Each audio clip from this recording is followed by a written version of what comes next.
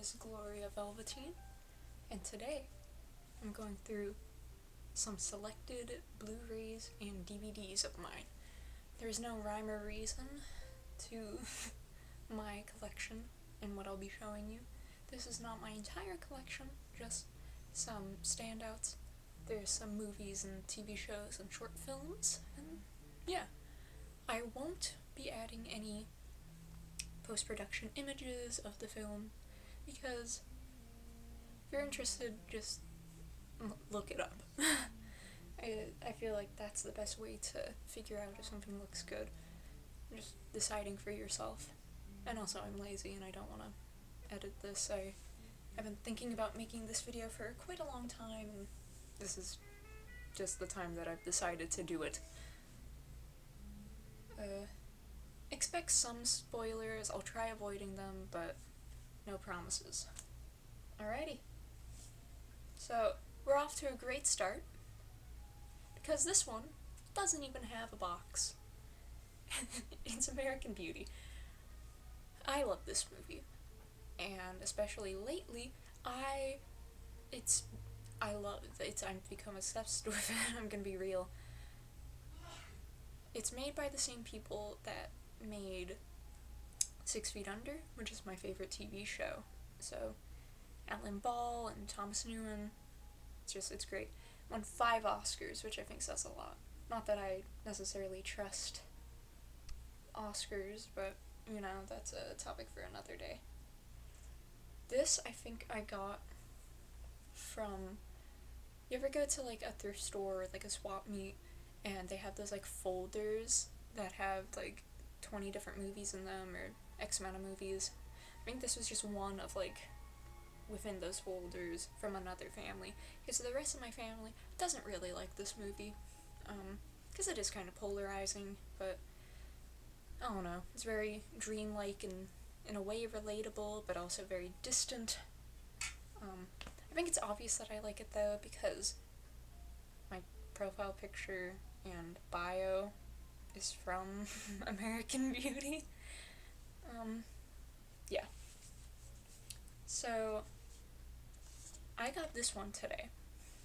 It is by Bill Plimpton. The tune, it's signed, which I think is really cool. It's one of his, like, best films. The creator of The Simpsons really loves it. But the coolest thing about this is signed. And there is, I'm not sure if you can see it. Let me try. I don't think I can capture it on camera. There's a section of of a movie in it, made by Bill Plimpton. It was snipped out and signed. And it's of a little screaming yellow creature. Apparently it's from Hot Dog from 2009. So, yeah, that was very cool. I'm probably gonna watch this tonight. I'm thinking of doing, like, X amount of movies tonight. Like, 3 movies in a row, back to back. Oh yeah, I forgot to mention, some of the films in this I've yet to see. But I'm gonna get to them. This movie traumatized me as a little girl. It is Necromantic 2. I came across this movie originally on YouTube when I had unrestricted internet access, and it's very gory and very girly, and I really dig that. I have a big crush on, I'm not sure if you can see him. I don't think I can show you this image. I'm gonna be so real, but I have a crush on, I think his name is Mark Reeder. He's the main man in the film, very handsome, and he's just very interesting, but it's very gory. It's about a female necrophiliac, and it creeped me out as a kid, but when I found it at, I believe, Amoeba Records, I was like, oh my god, I need this movie. I didn't even know they put it on Blu-ray, so when I found it, I had to buy it. Yeah. Stealing Beauty. Now, I got this for two reasons. One, the main actress in it was in the film Heavy, which I really love. I love that movie so much. I got this one today as well. And also, Roland Gift does the soundtrack for this film, or at least one of the songs. And he was the singer of Fine Young Cannibals, and even though they only had 2 albums, I love Fine Young Cannibals. I feel like they're super underrated. Also, Jeremy Irons is in it. Need I say more? Somewhere in Time. Now, this one has Christopher Reeve. I think everyone says Reeves for some reason. I don't know why. But it's just a classic kind of, romance, traveling through time, amazing soundtrack. That's one of the movies I'm definitely going to be watching tonight. I haven't actually really seen it before, but from what I hear from those who have watched it, amazing movie. Now, one movie I have seen many times, almost obsessively, Harold and Maude. This film changed my life. It's like my favorite movie. There's like 2 films in this section that are like my favorite movie, but this one is definitely one of them. 70s cult classic, Ruth Gordon, Bud Cort, cute little love story, soundtrack by Cat Stevens. Just the scene in the graveyard with, just, I don't know. You just gotta watch it. One film that I have that was a gift, that I don't think I'll be rewatching is The Conformist. By Bertolucci. I got this on my 17th birthday from someone who I originally asked for Belladonna of Sadness, and the person that gave me this read that bio and said, "You're not getting that movie, you're getting this movie." Because they didn't know how graphic this movie was. And it's a stunning movie, good soundtrack. In fact, I have a memory of being in high school and some jock.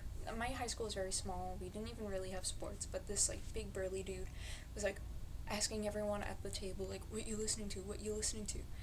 And when it got to me, he goes, "What's that?" And I go, "Oh, it's the soundtrack to Il Conformista." And he just kind of stares at me, shakes his head, and carries on asking somebody else. I did not like high school. I was not popular in high school. But, yeah, it's a very uncomfortable movie, and if you can't tell, I kind of like uncomfortable movies, but I don't know. Because I also watched it with the person that gave it to me, and it was just not a very good movie to watch with others. I'll probably give it another shot one day in the future, but not really right now. Poison. I went into this blind. I knew it was 3 different art films, but I feel like there's 2 movies that are really good in it, and 1 movie that is very okay. It's the one in black and white. It's the B-movie one. That is just okay. I feel like if they had just shown, and one movie will build up tension and will be builds up a tone, and then the black and white movie would kind of kill that tone, and I feel like if they just had it as 3 whole short films, it would have, I think, landed better, at least for me. I know that you could probably find them separately, but yeah. El Mariachi. I think I got this from Out of the Closet, which is a store in West Hollywood. This is a film that I actually do need to sit down and watch. I got it. It was $3 there, and I was like, I gotta get it. So I did, and I've yet to watch. I've yet to watch it, but I will. I promise. This is the first TV show in this. Space Goes Coast to Coast. I have a vivid memory of this show because when Adult Swim put on the stream of Space Ghost Coast to Coast on their YouTube channel when my father got hit by a car. He's okay. But I just remember waiting for my father to return home from the hospital because there was nothing for the rest of the family to do.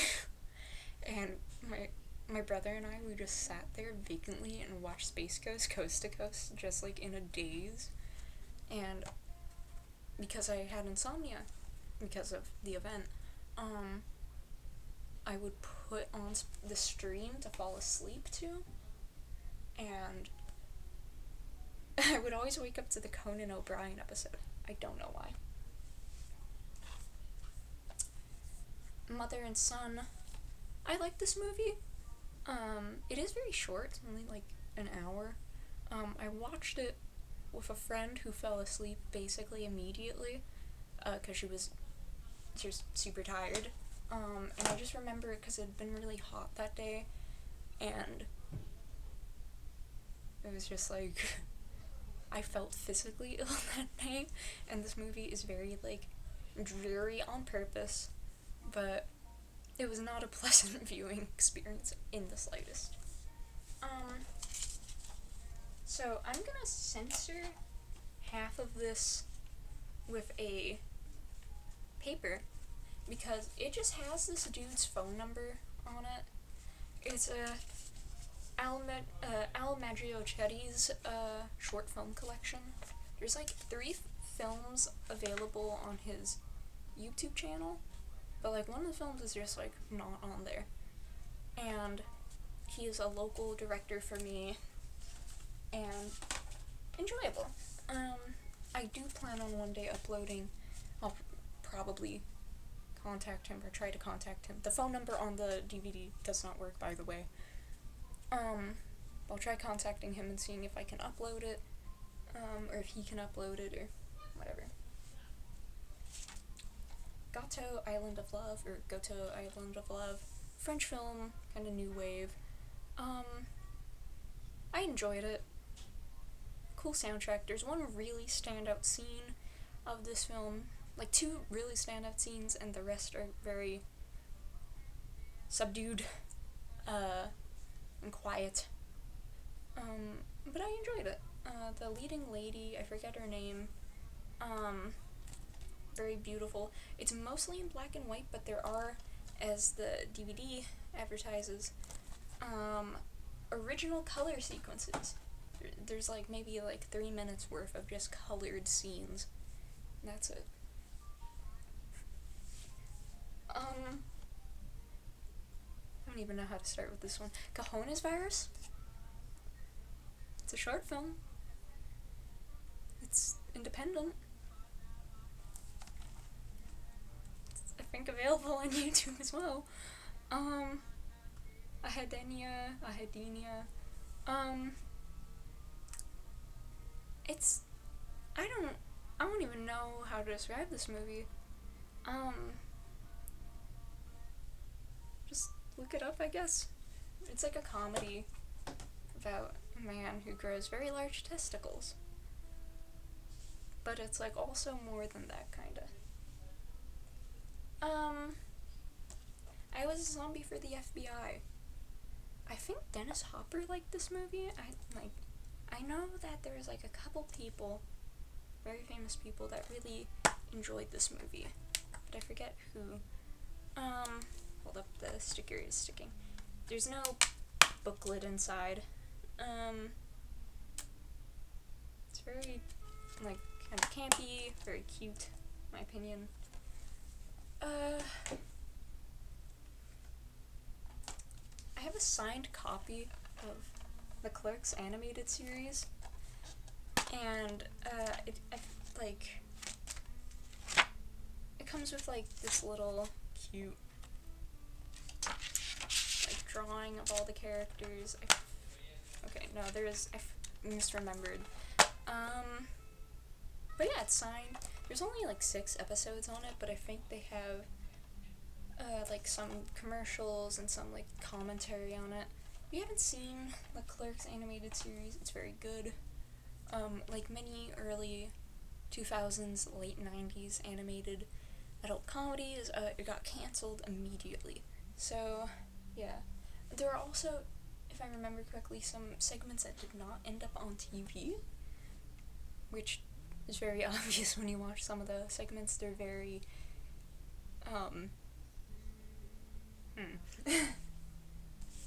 So, I think this is, like, my first Criterion. Yeah. True Stories. This is how it's printed. His face is upside down. It comes with this really cool newspaper in it. Like, it has, like, little references to the film, and it kind of describes what was occurring in it. It also comes with a soundtrack, which I would show you, but that's in my car. Yes, I do drive to the soundtrack of True Stories, occasionally. It's made by David Byrne.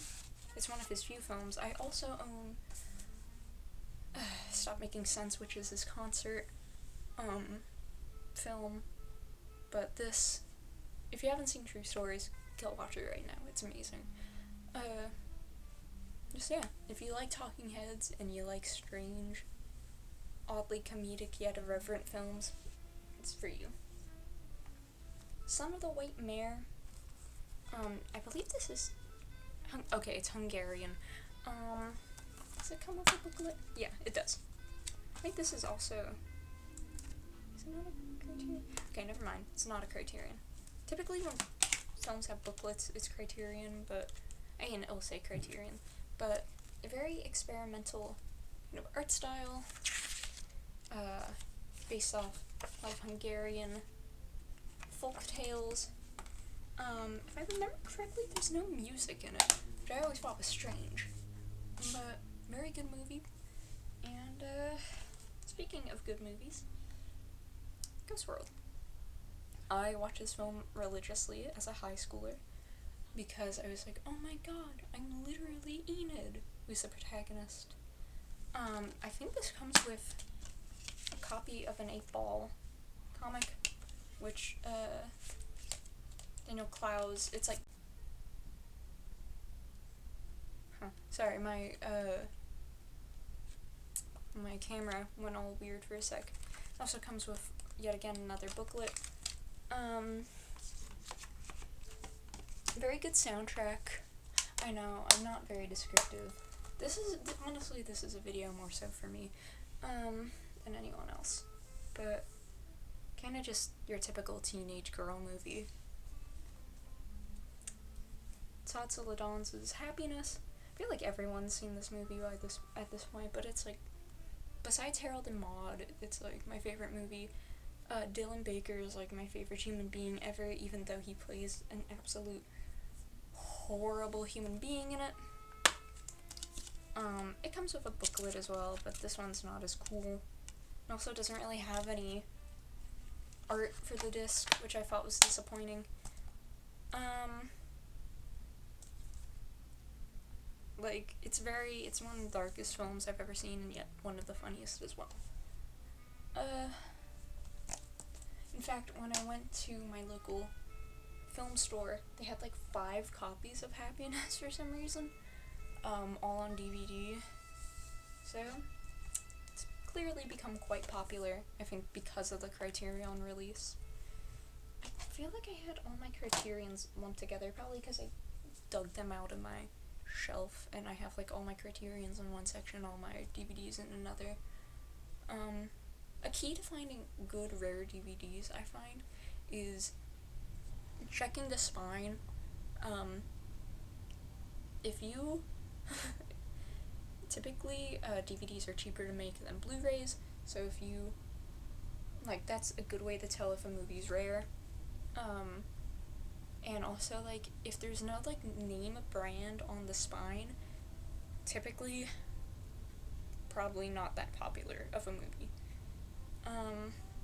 Butchervale, I don't know how to pronounce this movie, has a very iconic ending.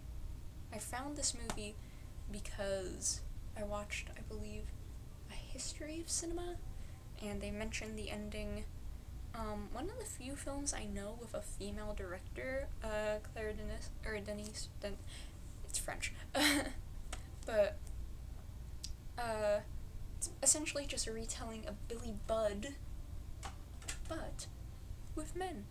Or, with, French Legionnaires. Billy Budd has men in it, but it has French Legionnaires instead of sailors. Yeah. Got Mission Hill. This is the other TV show that I have. I do own other TV shows, but these are like the two interesting ones. My brother got this for me for my 20th birthday, or no, 18th. And yeah, it got canceled really early on, but it has this kind of like city dweller. It was written by the same people that made The Simpsons. They split off, and it didn't last long, but I feel like it's one of my favorite comedies. Tom Kenny does like 90 voices in it, and some of those voices for some of the characters would not fly today, but that's besides the point. Sadly, that's a firework. If you heard that. Sadly, the DVD, because of copyright reasons, doesn't have the original soundtrack, which I know for some people really bothers.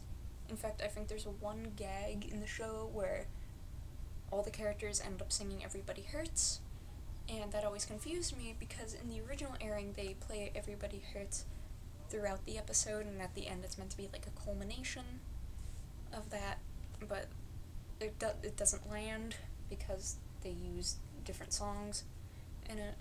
Very good soundtrack, by the way. Go check it out. Just go check out Mission Hill. I think it's available online.